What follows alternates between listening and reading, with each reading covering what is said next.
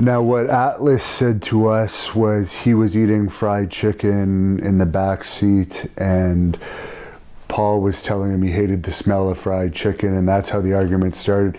He said that when they got out of the car, he leg dived Paul, took Paul down, put him in a cradle, and his ear was near Paul's mouth, and Paul bit him when he was in the cradle, and that broke up the fight.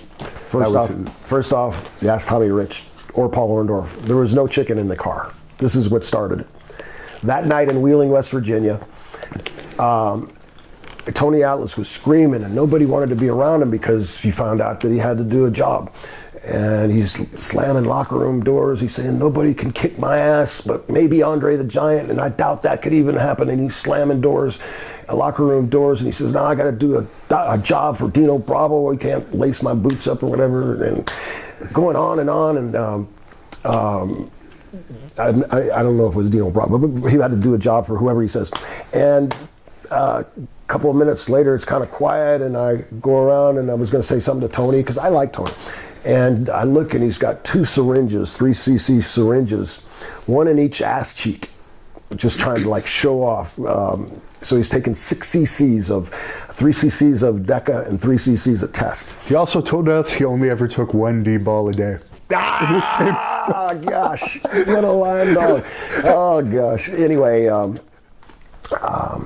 that's the truth. And so on the way back home from Wheeling, West Virginia, back to Atlanta, we're in the car, and Paul's behind in the back seat of this rent-a-car.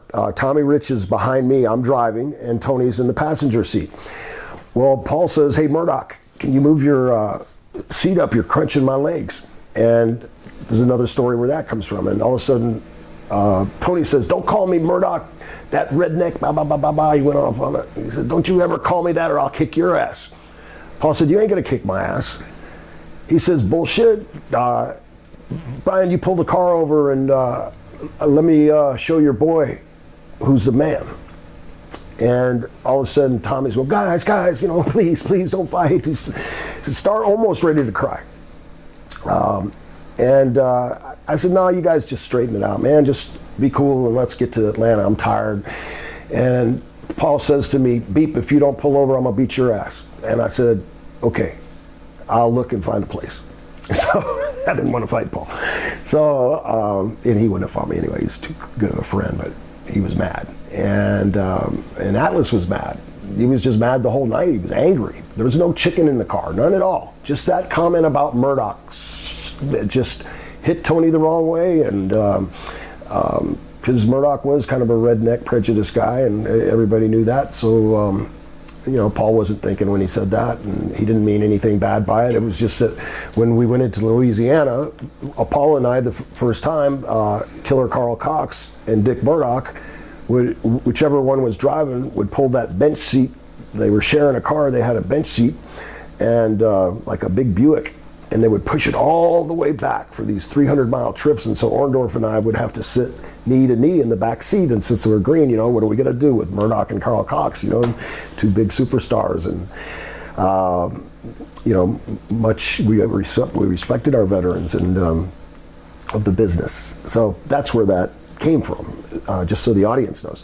And then I see this bowling alley, and there's it says bowling, and I look to the right, there's there's grass, there's asphalt, there's trailers without the semis on them, parked up by this, looks like a basketball court. So I said, that looks like a good place. You guys could either fight on the grass or you can fight. And Tom's trying to interrupt me. No, don't encourage it. And he's going on and on. And Tommy was the funniest thing about the whole thing. And so Tony walks all the way to the asphalt.